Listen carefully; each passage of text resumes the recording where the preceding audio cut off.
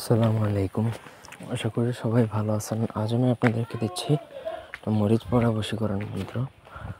মরিচের মধ্যে এই বশীকরণটা প্রয়োগ করা হয়, যার ফলে উদ্দিষ্ট ব্যক্তি বা কাঙ্ক্ষিত ব্যক্তির গায়ে জ্বালাপোড়া করবে। মরিচের মতো মরিচ গায়ে লাগলে যেরকম দাউ দাউ করে জ্বলবে, সে তার প্রেমিক প্রেমিকা বা যে জাদুটনাটা করবে তার সাথে মিলিত হওয়ার জন্য, তার প্রেম ভালোবাসা পাওয়ার জন্য তার শরীরেও জ্বালাপোড়া করবে যতক্ষণ না সে মিলিত না হতে পারতেছে। অন্যায়ভাবে প্রয়োগ করবেন না, এটা খুবই খতরনাক একটা বশীকরণ মন্ত্র, মহামন্ত্র। অন্যায়ভাবে প্রয়োগ করবেন না। ভিডিওটা না টেনে শেষ পর্যন্ত দেখবেন। আমার চ্যানেলটা সাবস্ক্রাইব করবেন, লাইক কমেন্ট শেয়ার করবেন। ব্যক্তিগত যে কোনো প্রয়োজন বা যে কোনো কাজের জন্য স্ক্রিনে দেওয়া নাম্বারে সরাসরি ফোনে বা হোয়াটসঅ্যাপে যোগাযোগ করে যে কোনো কাজ করাতে পারবেন, দেশে অথবা দেশের বাইরে থেকে।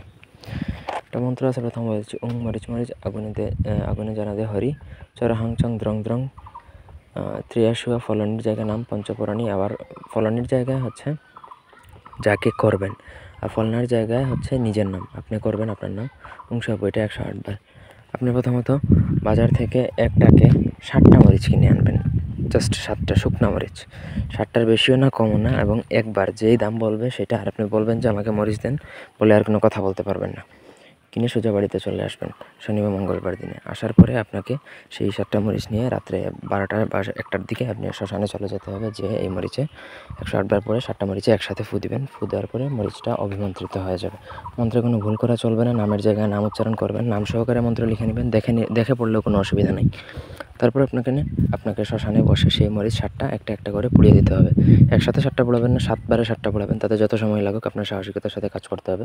প্রপার ওয়েতে যদি কাজ করেন তাহলে 3 দিন অর্থাৎ 72 ঘন্টার মধ্যে উদ্দিষ্ট ব্যক্তি আপনার সাথে মিলিত হবে। আপনাকে প্রেম ভালোবাসার জন্য প্রপোজাল দিবে এবং আপনি তখন চাইলে তাকে বিয়ে করতে পারেন বা আপনার যা খুশি তা করতে পারেন। তবে অন্যায়ভাবে এটা প্রয়োগ করবেন না। খুবই খতরনাক লেভেলের একটা বশীকরণ এটা।